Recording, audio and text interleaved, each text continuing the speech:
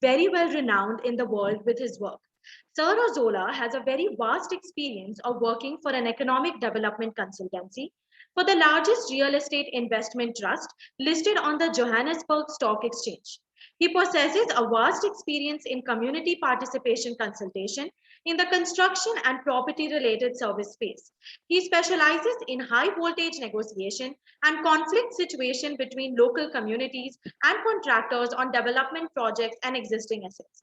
He even led various healthcare projects in collaboration with the National Department of Health in rural and remote areas for vulnerable groups such as ex-mine workers.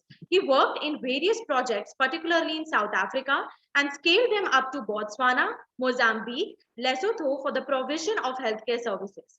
The feather on the cap is that he is Mandela Washington Fellow for Young African Leaders 2019. He even attended a professional development program specializing in public management in the United States. We welcome you, sir, and over to you.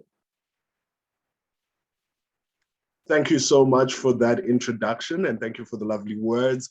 It's such a great opportunity to be here and to be part of this, event. Like the youth is an integral and important part of, growing any economy, and particularly the continent of Africa. So thank you to the organizers from the Youth Council of India for such a beautiful event. I've been listening to some of the speaker, even the speaker before me, French speaking, and that just speaks to the diversity and the differences that are prevalent within the economy. So from my side, I'm just really going to talk about African business and entrepreneurship. And I'm really going to model most of my talk around an article or a report which was written by Genesis Analytics. And Genesis Analytics was looking at about 4,000 small businesses.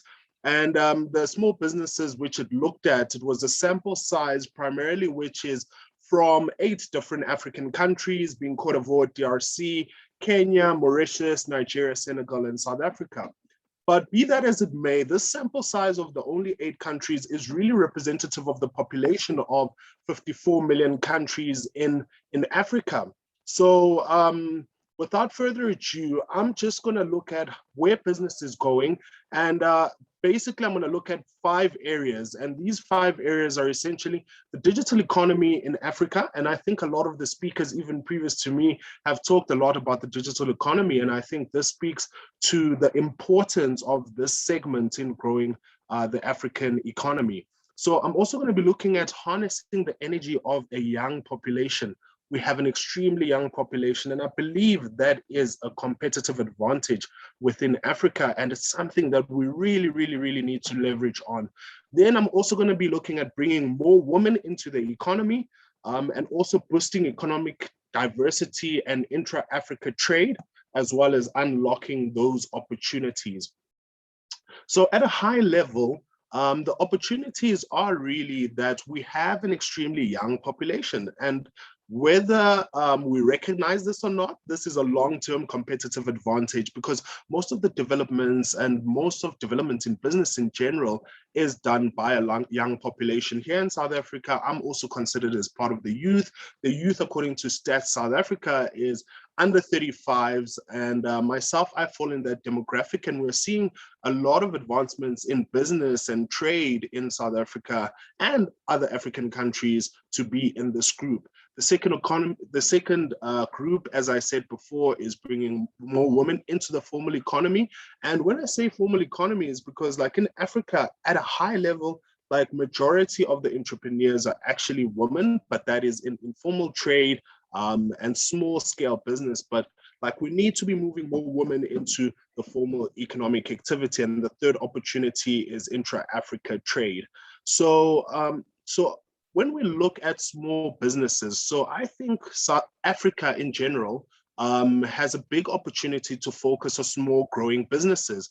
And focusing on small growing businesses is important because 95% of total employment on the continent is based in small growing businesses. So the importance that needs to be placed in Africa around these small growing businesses and the development of these small growing businesses, there are multiple agencies within all different African countries which look at supporting small growing businesses. And we need more of that support in terms of access to finance, support in terms of access to markets, supply chain diversification. I think those are really important things when we're looking at small growing businesses, because as I said, 95% of total employment is based in these small growing businesses. So one of the ways in which we can achieve like the growth of these small growing businesses is digital adaptation. So it's moving into a digital economy. And the movement of a digital economy will result in high rates of employment creation and job creation. Digital tools currently in Africa, as other speakers have said, the previous speaker before me was talking about the high cost of data. And that's one of the barriers to entry for a lot of entrepreneurs. So if the data costs can be reduced, we can improve the efficiency of businesses. And we've really seen this with COVID. Like the digital economy has been expedited by the coronavirus since March 2020. And we see that this has eliminated the need for infrastructure. And for small businesses, this is very important, because once you've eliminated the infrastructure costs or the need to have rental costs, it's a significant, cost on your overhead expenditure. And what it does, it allows the entrepreneur to be able to participate in the economy more easier. The digital economy has helped us to connect with startups, to mass markets, as well as foreign markets. It also provides solutions in financing, skills development, recruitment, and networking. I'll speak about this a little bit further a bit later. But as I said, 4,000 businesses were surveyed in this particular report, and 65% of these businesses have increased their social media usage and their online messaging during the COVID-19 pandemic in order to be more accessible to their customers, to communicate easier with their customers, to operate remotely, to raise capital and make sales. Over half of these businesses have been able to stay in business only as a result of the digital economy. So also we can look at the youth. 60% of Africans are younger than the age of 24, compared to just 16.6% in Europe. By 2025, almost half of the quarter of the world population will be younger than 24, who will be in sub-Saharan Africa. A young Africa has the opportunity to reap a massive demographic dividend. So as we see, like having a young population, we would be able to, capitalize on the youth, the ideas from this. And we have seen this, this gainful economic activity was quite a factor in the Asian tigers in 1990. So this is not something that's new. Having a young population really does help an economy grow. And we can take lessons, like a lot of lessons, which we have seen from countries like South Korea, as I said, with the Asian tigers. So this is one of the aspects in which we should be looking at. How do we improve youth business, and how do we make business easier for the youth? And there are a lot of agencies which are focusing primarily on youth and providing finance to youth. But however, when we look at the youth, we've seen that they are really engaging in businesses which are less capital intensive, because capital has been one of the barriers to entry for a lot of the youth. So also the challenges of youth business, with so much unemployment, young people in Africa are under pressure now. We are under pressure to be entrepreneurs, to get our own jobs. Here in South Africa, like an expanded definition of unemployment sees youth at an unemployment rate of over 74%, or around 74%. And that is an extremely high rate of unemployment. And we see this mirrored all across Africa. So right now, the challenge we are facing with the youth is that we need to be able to create our own jobs. However, we do have limited finances, we do have insufficient skills, and some of us have a great aversion to risk. which is often exacerbated by, the environment in which we find ourselves operating in. However, we're not here to be despondent. There are solutions, there are agencies, there are even institutions like this, which are allowing such talks to happen, and we're able to gain insights and to, really grow our networks. This is an opportunity also to grow our networks, to learn and to leverage off each other. So these challenges do come with opportunities, and the opportunity there is for us to, grow underdeveloped markets within Africa. And we have so many underdeveloped markets here in Africa that needs, development, of which I'll speak about a little bit further. So as Africa's youth population grows, job creation is a challenge. In 2019, almost 1 of 5 African youths were not in employment, education, and training. This is called NEETs, not educated, not employed, and not trained. Young people are already making 60% of the unemployed people in Africa, while the number of young people are still living in poverty. So one of the ways in which I believe we can, look to make sure that we can increase our employment rate is to include women. Bringing women into the more formal economy and creating a more equitable economic activity means more energy, it means more ideas, it means more creativity, and the whole population can be employed. Because now the exclusion of women in the formal economy is also a contributing factor to the challenges that we are facing. One of the studies shows by one estimate that gender equity in economy could contribute a further 10% to the combined increase of GDP in Africa by 2025. So sub-Saharan Africa achieves relatively high levels of female entrepreneurship, with women comprising 60% of the continent's entrepreneurs. However, it is really that the data is, the 60% is showing more in the informal economy, but we need more women in the formal economy. And when we try to bring it back to the digital economy in Africa, we are seeing that women are actually employing most of the digital activity. A lot of studies show that women are using digital technology more than their male counterparts. And I think we even see this, just in our general day-to-day lives, where women are employing technology way more than their male counterparts. So a study also using Twitter data has showed that all tweets of hashtag small businesses, 72% of those were tweeted by females and only 28% of those tweeted by males. So we are seeing an increase in uptake of women leveraging off using social media, using any digital platform in order to grow their business, as seen in the study by Twitter, which is looking at hashtag small businesses. However, as I said before, it is absolutely imperative for us when we're looking at the digital economy to have a more inclusive economy with regards to our gender. So I've talked a lot about digital economy, and I think one of the building blocks or enabling factors for a digital economy is access to affordable and fast internet connection. This has been mentioned a lot. There needs to be infrastructural development, development into fiber, into data costs. And this is an opportunity. This proves an opportunity to any young person who wants to gainfully and meaningfully participate in the digital economy to look at, starting ISPs, looking at fiber, solutions, fiber infrastructure. That is where the world is going. Also, we have, limited access to digital devices. So how can we as young people provide more access to digital devices to be able to use the internet? Also access to know how to productively and safely navigate, this digital world. So there is a lack of access of skills.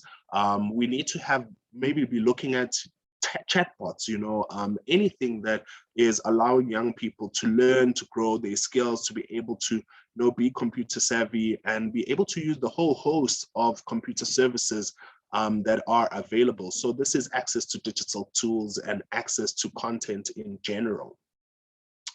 So these are very important things which we can look at in terms of growing our digital economy. So also, what I would like to speak about is the 5 types of digital platforms across Africa. So as everyone would know, e-commerce is one of them. So in e-commerce, e-commerce has grown rapidly, and we see this in Nigeria. Nigeria's Juma, South Africa's Takealot, Ghana's Kikuwa Express have allowed SMMEs to be able to sell, the different products across geographies. Food delivery platforms like Odakasi, Yebo Fresh, and Malaika delivering food to townships in South Africa. Malaika is targeted at migrants who buy groceries to be delivered to their families in Zimbabwe as well as Malawi. So this is also looking at intercontinental trade. You're here in South Africa, you're buying groceries for your family in Zimbabwe or Malawi. And this is just as a consequence of like an increase in e-commerce. So in 2020, Senegal's Ministry of Trade and Small Enterprise launched 2 e-commerce platforms, a platform for referencing and qualification. And this is basically an educational platform. It's called e-commerce Senegal, and a merchant marketplace called eComcom. So we've also seen a big rise, obviously, in e-hailing. This is like calling taxis through an app.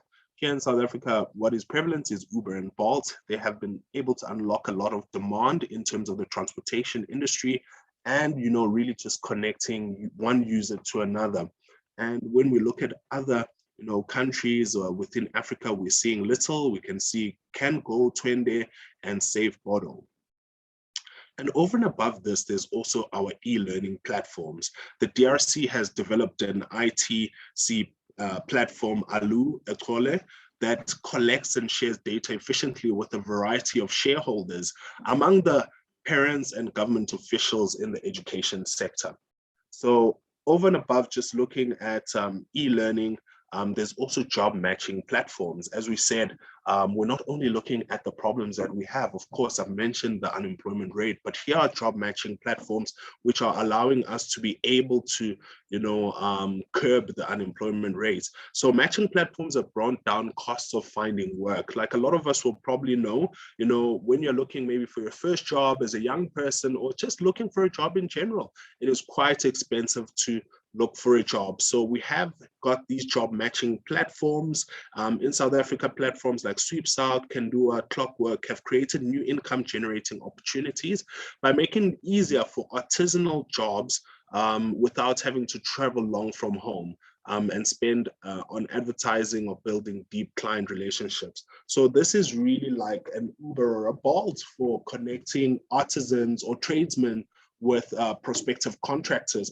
which has helped a lot of people in blue collar work who generally don't have the finances to be able to, look for a job and get into that space at a degree where they are looking at increasing their CVs and, and that type of thing. So this is a great platform for job matching services. And also, obviously, can't forget digital financing services. So the digital financing services is really looking at digitally enabled finance, and digitally enabled finance is filling the gap for the unbanked and moving people into the formal banking sectors, like obviously well-known M-Pesa, which is in Kenya and Tanzania.